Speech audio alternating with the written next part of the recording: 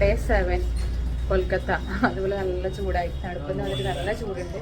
അപ്പോൾ നമ്മൾ 7ാമത്തെ ദിവസം നമ്മൾ ട്രാവൽ ചെയ്യുന്നില്ല, കൊൽക്കത്ത കറങ്ങാമെന്ന് വിചാരിച്ചു. ഇന്നലെ നൈറ്റ് എത്തിയതാണ്. നമ്മൾ ജസ്റ്റ് പുറത്തേക്ക് ഇറങ്ങാൻ പോകും. പറഞ്ഞേ, എൻജോയിങ് കൊൽക്കത്ത. കൊൽക്കത്ത കൊൽക്കത്ത സിറ്റി.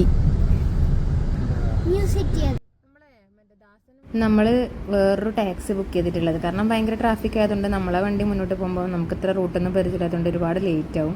ആകെ ഒരു ദിവസം ഉള്ളത് കൊൽക്കത്ത ഇറങ്ങാൻ. അപ്പം നമ്മളൊരു വണ്ടി ബുക്ക് ചെയ്ത് ഡ്രൈവറും ഉണ്ട്. നമ്മൾ വിക്ടോറിയ മെമ്മോറിയലിലേക്കാണ് ആദ്യം. അതിന് മുന്നേ ബ്രേക്ക്ഫാസ്റ്റ് കഴിക്കണം.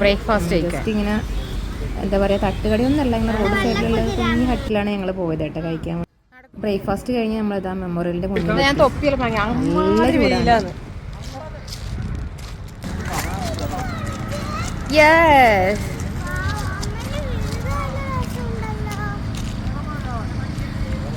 Welcome to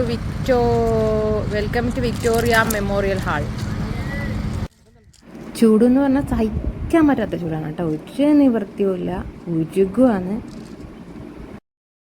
ഇന്ത്യൻ സംസ്ഥാനമായ പശ്ചിമ ബംഗാളിലെ കൊൽക്കത്തയിലുള്ള ഒരു മാർബിൾ നിർമ്മിത സ്മാരക മന്ദിരമാണ് ഈ കാണുന്ന വിക്ടോറിയ മെമ്മോറിയൽ.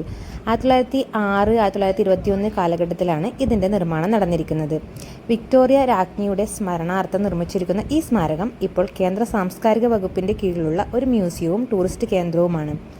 ജവഹർലാൽ നെഹ്റു റോഡിനടുത്തായി ഹുഗ്ലി നദീതീരത്തിലുള്ള ഒരു മൈതാനത്തിലാണ് ഈ സ്മാരകം സ്ഥിതി ചെയ്യുന്നത്. താജ്മഹൽ പണിയാനുള്ള വെണ്ണക്കല്ലെടുത്ത മക്രാന ഖനികളിൽ നിന്നുള്ള മാർബിളാണ് വിക്ടോറിയ മെമ്മോറിയൽ ഹാൾ പണിയാനും ഉപയോഗിച്ചിട്ടുള്ളത്. വില്യം എമിൾസൺ ആണ് മുഖ്യ ശില്പി. 60 കൊല്ലം ഇന്ത്യ ഭരിച്ച വിക്ടോറിയ രാജ്ഞിയുടെ സ്മരണാർത്ഥം വിക്ടോറിയ മെമ്മോറിയൽ ഹാൾ എന്ന് ഇതിനു പേരിട്ടത് ഇന്ത്യയിലെ വൈസ്രോയി ആയിരുന്ന കഴ്സൺ പ്രഭുവാണ്. 52 ഏക്കറിൽ 21 പൂന്തോട്ടങ്ങൾ മന്ദിരത്തിന് അലങ്കാരമാകുന്നു. 28,394 കരകൗശല വസ്തുക്കളും 39,000 പെയിന്റിങ്ങുകളും ഈ സ്മാരകത്തിലുണ്ട്. 1921 ഡിസംബർ 28 അന്നത്തെ വെയിൽസ് രാജകുമാരൻ കൊൽക്കത്തയിലെത്തിയാണ് ഈ മാർബിൾ മന്ദിരം ഉദ്ഘാടനം ചെയ്തത്.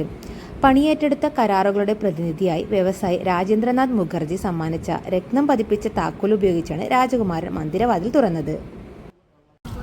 അടുത്തായിട്ട് നമ്മൾ പോകുന്നത് സയൻസ് സിറ്റിയിലേക്കാണ്.